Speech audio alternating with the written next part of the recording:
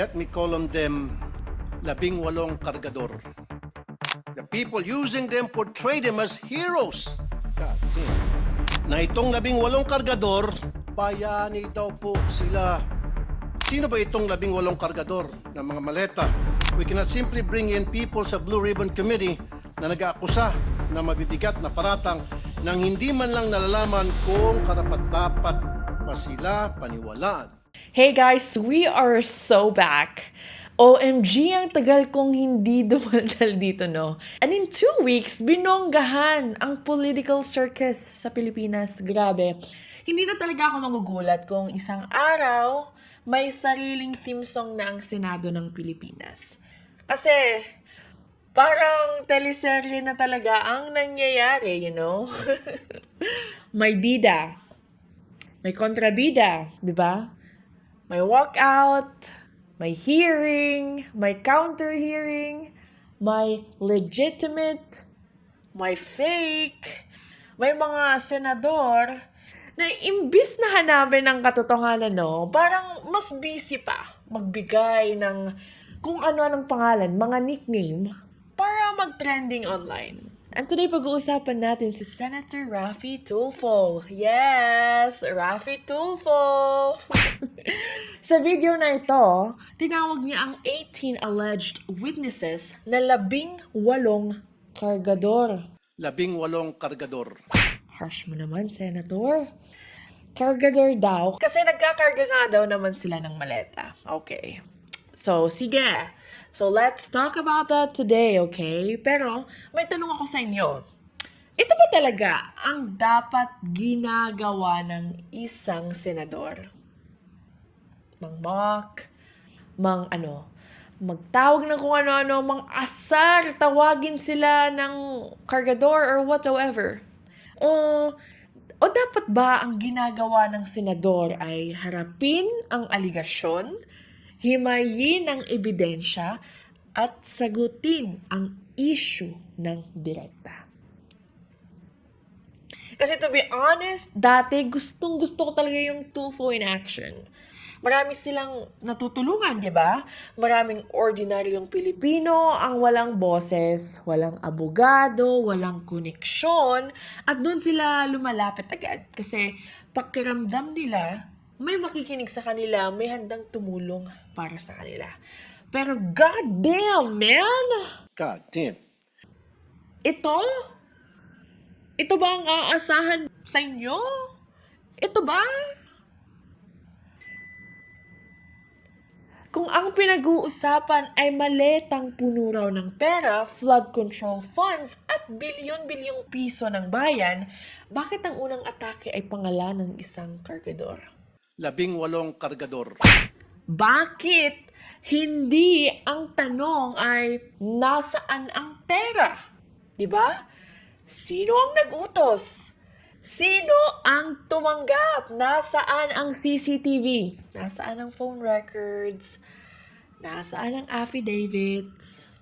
Nasaan ang timeline? Kasi habang tinatawag niyo silang kargador, hindi pa rin nila nasasagot ang pinaka-importanting tanong, di ba? Sino nga ba ang nakinabang? Bakit masyado kayong overprotective dyan? Nagkukumpulan pa kayo. Group activity pa. And that is exactly what we need to talk about today. Kasi dito, hindi tayo kakampi sa apelyido, sa political bloc, sa senator. Hindi rin tayo automatic nakakampi sa mga witnesses. We are here to find the truth. Kakampi tayo sa ebidensya. Kakampi tayo sa tanong na dapat tinatanong ng lahat. Kasi kung may maleta raw ng pera, sino ang naglagay? Sino ang nag-utos dalhin? Kanino dinala? At sino ang tumanggap? Diba? Share your blessings, guys. Share your blessings. Guys, I don't know everything, okay? Pero ito ang alam ko. Dapat malaman natin kung sino ang naglagay ng pera, sino ang nag-utos dalhin, at sino ang mga nabiyayaan ng tax money ng mga tao. So let's get into it. Welcome back to Do Not Know Everything. I waited for today's hearing to confront the resourceful persons they presented. Let me call on them 18 kargador. Kasi nga po, nagkakarga sila ng mga mali-maletang pera, sabi nga nila. Yun po talagang trabaho nila, taga-bitbit, taga-karga ng maleta. Una, sino ba itong 18 kargador ng mga maleta? Saan ba sila galing? We cannot simply bring in people sa Blue Ribbon Committee na nag-aakusa na mabibigat na paratang nang hindi man lang nalalaman kung karapat-dapat ba sila paniwalaan. Kasi simulang-simula pa lamang po na tinawag silang 18 Marines, may paglilinlang na agad. Yung bansag na 18 Marines sa isang paraan upang pabanguhin sila sa publiko. Matik po kasi yan. Pag sinabing Marines, iba po ang respeto ng mga tao. Pero hindi naman po silang lahat ay dating Marines. At mahigit kalahati sa kanila ay discharged without honors or dishonorably discharged from service for various offenses. Ibig sabihin, palpak sila. Tulad ng pagiging AWOL o absent without leave. Why is this information very important? Because for people to believe their allegations, it must come from a credible and reliable source. Kung ang pinag-uusapan ay maletang puno raw ng pera, flood control funds, at bilyon-bilyong piso ng bayan, bakit ang unang atake ay pangalanan silang kargador, sinungaling, or ano-ano pa? Bakit hindi ang tanong, nasaan ang pera? Sino ang nag-utos? Sino ang tumanggap? Nasaan ang CCTV videos? Nasaan ang phone records? Nasaan ang affidavits? Wala. Kasi, ang mga taong nabubuko, inaatake nila personally. At habang tinatawag ninyo silang kargador, hindi pa rin nasasagot ang pinaka-importanting tanong. Sino ang nakinabang? Diba? And since brinot up naman ang past ng mga alleged ex-Marines, dismissed daw, questionable, hindi daw sila credible, okay, sige po. Then I think, let's apply the same standard to everyone. Kung past ang pag-uusapan, dapat past din ng politicians ang pag-uusapan, di ba? Kasi may mga viral videos din naman na umiikot before. Tingnan natin. May video sa bar, may mga babae, may picture taking, may partying. Na pwedeng gamitin ng tao para husgahan ang judgment ng isang public figure. Now, let me be clear. Hindi ko sinasabing criminal evidence yon. Hindi ko sinasabing proof yon ng kahit anong illegal. Ang sinasabi ko, kung gagamitin ninyo ang past ng witnesses para sirain ang credibility nila, then be ready na ang past ng politicians ay pag-usapan din. Diba? Fair ba? Ganon. 50-50 ba? Should the Filipino people judge you for that too? Okay, ito question ko ngayon. Yung mga minention mo sa aking mayor or senator, Yes. nandun sa hearing, yung mga nag-offer? Nandun. Nandun? Oo, nandun, syempre. Nako, okay, ito na lang, final. Yung nandun sa hearing na senator, bigyan mo ko initials lang. May why. Why?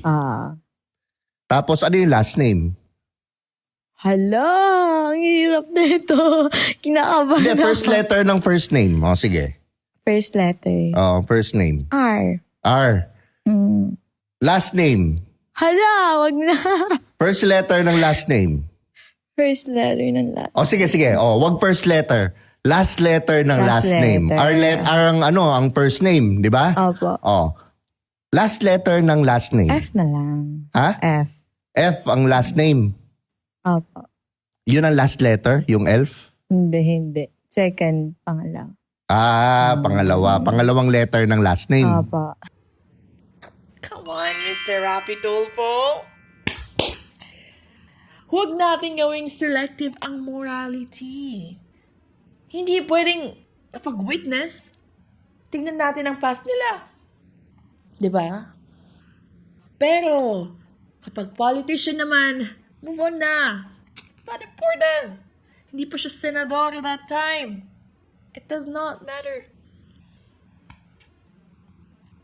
Kung character ang pinag-uusapan, character is character.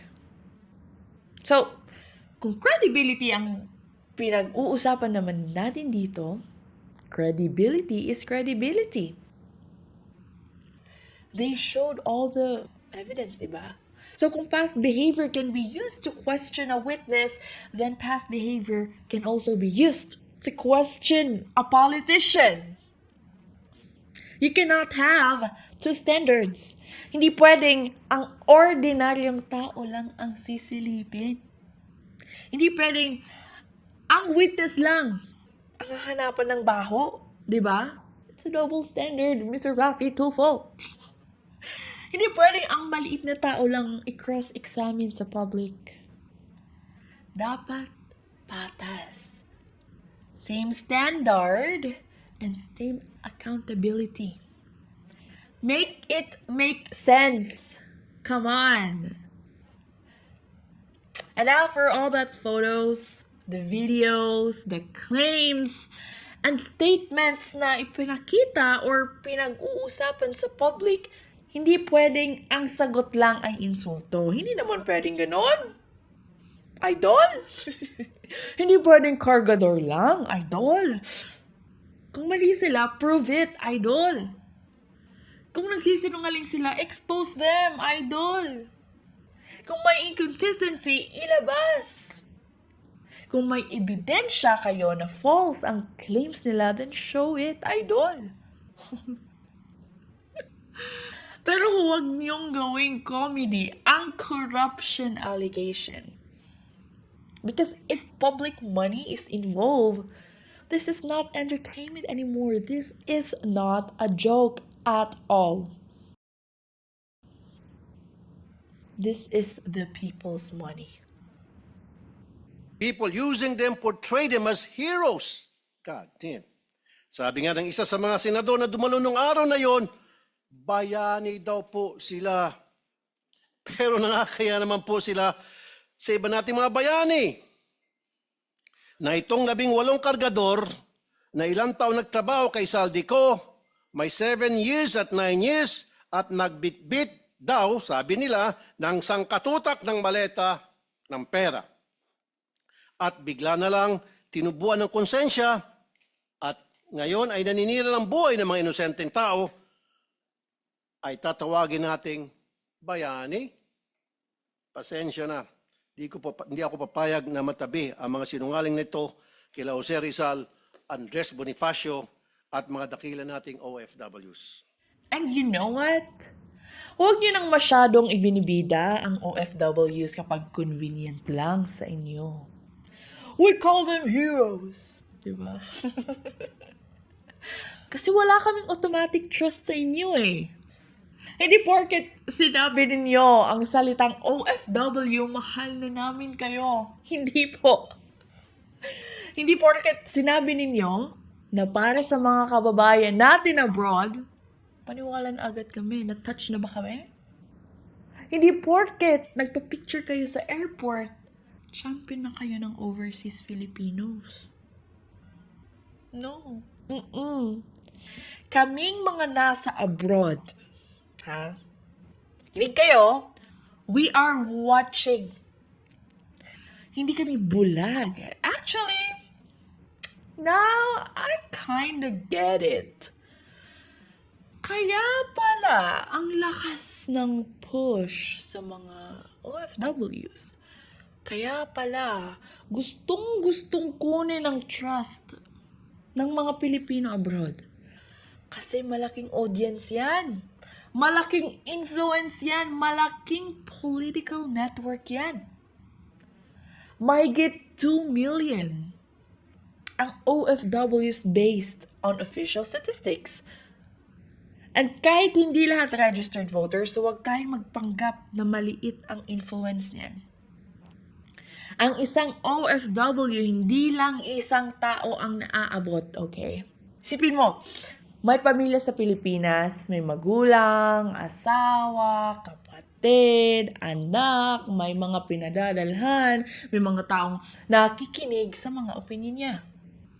So ano ba to? Tulfo for Senator 2028 again? So kapag nakuha mo ang tiwala ng OFW, hindi lang isang vote ang target mo. Buong household ang naaabot mo. Kaya, Mr. Tulfo, we are watching. Hindi kami bulag. Hindi kami basta-bastang nadadala para sa OFW speech mo diyan. Over there. Kailangan pa rin ng resibo. At dito papasok ang pangulo kong punto. Hindi lang po ang kredibilidad ng 18 kargador ang kaduda-duda. Ang mismong testimonya nila ay nakakapagtaka. Lumabas na po ang ilan sa mga ito sa balita. Pero pasadaan lang po natin. Let me show some video clips of the hearing. Si Father Flavi ay natiran ko ng pera doon sa Mindanao Ab. Isang sobre yun, sir. Anong lugar po yun? Sa Mindanao Ab, sa mismong simbahan niya, sir. Sa may gilid ng kalsada. Bakit po kayo nagdala ng pera doon sa pari? Kasi, sir, hindi ko ano, sir, kung pang ano nila yun, sir, eh. Basta nagdala lang kami ng pera, sir. Tapos doon sa 33 Maleta din ba? Dinala mo? isang sobre, sir. Tapos doon, sir, sa 33 Clemente. Baka naman sulat lang pinadala Hindi, sa'yo, sir, sobre pera, lang. sir. Kita ko mismo, sir, eh. Tapos sa 33 Clemente, sir, isang maleta. Kanino? Kay Father Flavi, binuhat ko papunta sa sakyan niya. Tapos yung suot niya, sir, itim na pangpare. Sagot naman ni Diocese of Cubao Bishop Elias Ayuban Jr., there is no church entrusted to the Society of the Divine Word on Mindanao Avenue or anywhere in its vicinity. Pangalawa, iPhone time travel. 2024 pa lang, wala pang iPhone 16e noong 2024. Pumutok yung flood control po, 2024. Nakapagsalita na po dito si Master Sergeant Orly Gotisa. Ngayon, maraming nagliligaw sa amin. Ano po? Nililigawan po kami na hindi na po kami magsalita. Yung lahat ng cellphone po namin, ibibigay po sa kanila. Sa anong dahilan? Papalitan po ng mga bago po, iPhone po. Ano bang klase yung mga cellphone nyo? Nokia? iPhone 16. So papalitan nila ng mas maganda. Yes, Your Honor. Alam ninyo yung dahilan kung ba't nila gagawin yon? Kasi nandun yung mga picture namin, Your Anong klase ng cellphone para ma-record? iPhone 16e, 128 GB. Nang i-check ng News 5 sa mismong website ng Apple, lumalabas na February 21, 2025 ang pre-order na naturang model na sinasabi ng Bagman sa hearing. Pangatlo, pinili na impormasyon. Ano ang nangyari sa pagpapalabas ng katotohanan? Kung pinipili lang nila kung sino ang ilalabas. Malinaw ang detalye nila sa una nilang affidavit tungkol sa mga maletang dinala sa ilan naming kasamaan dito na may address pa. Pero bakit parang mirakulo na naglaho ang naratibo tungkol dito? Sa original affidavit nung mga dating sundalo, nandun din si Senator Loren daw at saka yung magkapatid na Villars. Ngayon ko lang nakita yung affidavit. I have not read, etc. Pangapat, aking pinasili pong lugar na yon sa Makati. Video 4. Nag-advise po si boss, magpapalit kami ng piso to dollar na 2 maleta doon sa Makati po. Bibili kayo ng US dollar? Yes, Your Honor. Dinala po namin ito sa Perbank Makati, Salcedo Village po. Dalawang maleta worth of 50 to 60 M po ang laman. Okay, so of all the things na sinabi niya, itong tanong ko, okay, bakit hindi niya sinama ang buong punto ng Senate hearing? Bakit Certain clips lang, selected parts lang. Bakit ang focus ay Cargador pero hindi ang buong laman ng aligasyon? Kasi dyan tayo magaling maghanap ng mali. Ng gusot. Kasi kung seryoso tayo sa katotohanan, hindi pwedeng selective lang ang pag-uusapan dyan, no? Kung may mali sa testimony, ilabas, di ba? Kung feeling mo it's so inconsistent, ipakita. Kung may witness na nagsisinungaling, i-prove. Kung may statement na hindi tugma, basagin with evidence. Kasi kung may timeline na mali, show the timeline. Di ba? Kung may phone model na imposible, ilatag. Kung may pangalan na nawawala sa affidavit, tanungin. Pero, bakit ang atake po parang mas personal kaysa sa factual? Bakit ang target ay character ng witnesses instead of the substance of the allegations? Kasi kung kayo dyan na nakaupo sa gobyerno ay Mr. Clean, kung wala kayong tinanggap, kung hindi kayo involved, then why not face the hearing? Simple as that. Umupo kayo, sagutin ninyo, harapin ninyo, ilatag ninyo ang documents, ipakita ninyo ang records. Sabihin ninyo, hindi po totoo yan, wala kaming tinanggap, ito ang proof. Ganon. Dapat. Diba? Apakadali. Hindi yung nag-walk out, hindi nangiinsulto, hindi nagni-name calling, and hindi political circus. Kasi, ang taong malinis, hindi dapat takot sa tanong. They're always ready to answer those allegations. Ang taong walang tinanggap, dapat excited pa nga magpakita ng proof, di ba? Isn't it great? Kasi that is your chance to destroy the allegation. To show up, to explain yourself. Pero kapag ang response nyo ay puro label, pang-iinsulto lang, just mockery, ang dating sa public ay parang may iniiwasan kayo. And, again, I am not saying guilty sila. Ang sinasabi ko, kung gusto ninyong paniwalaan kayo ng taong bayan, then answer the allegation directly. Hindi yung, alam mo, paikot-ikot kayo. Diba? Hindi yung tatawagin yung Cargador and expect everyone to move on. And so I come to my third point, because it seems that some of the information from these 18 porters or Cargador are fed. They have a hard time telling their story on their own. Kung papanoorin mo ang live selling nila noong Webes, hirap silang ikwento ang kanilang naratibo. The presiding officers of that conference were coaching and leading the resourceful persons. Pag medyo nagkakamali, siyempre, inaayos ng mga presiding officers ang testimonya. Minsan si Attorney Baligod na, hindi naman involved sa pagbitbit ng maleta, ay siyang tumitestigo tungkol sa nangyari. Wala naman siyang personal knowledge. And second of all, bakit para mas focused sila sa pag-atake sa alleged former soldiers kaysa sa paghahanap ng totoo? Again, hindi ko sinasabing automatic credible ang 18. Diba? Hindi ko sinasabing heroes agad sila. The hearing is still ongoing, okay? Hindi ko naman sinasabing paniwalaan natin lahat ng walang verification. Hindi ko sinasabing malinis sila. No, not at all. Dapat silang tanungin.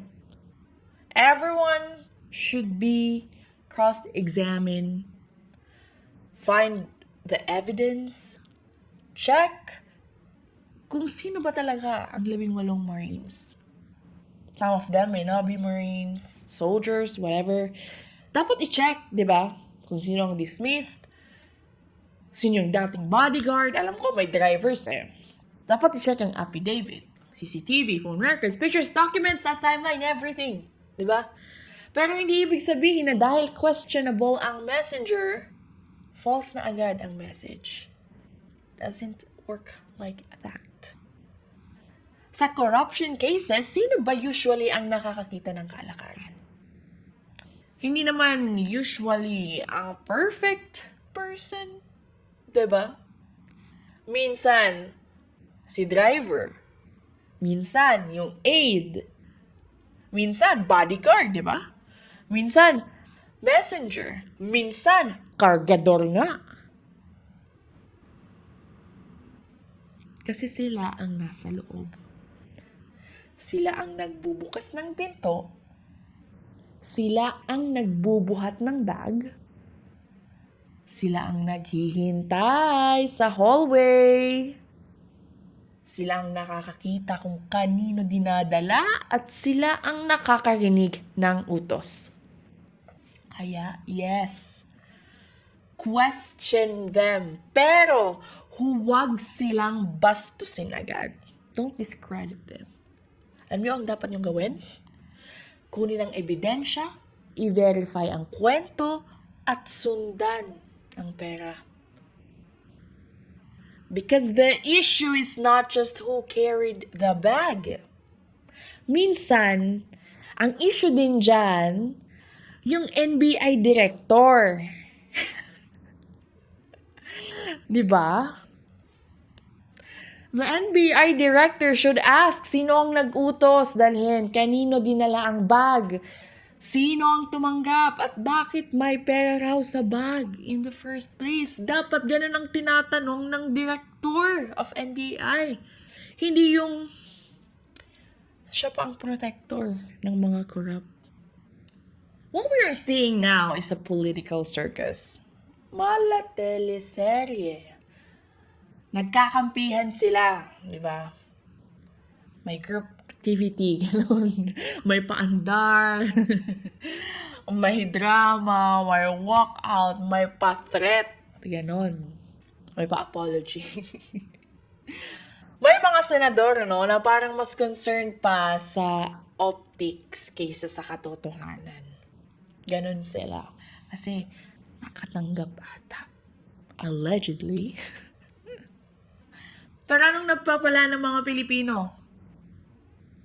Baha, corruption, hearing pa rin ng hearing, pero walang nakukulong. Walang perang nababalik, walang malinaw na ending. Pinaglalaban nila ang mali.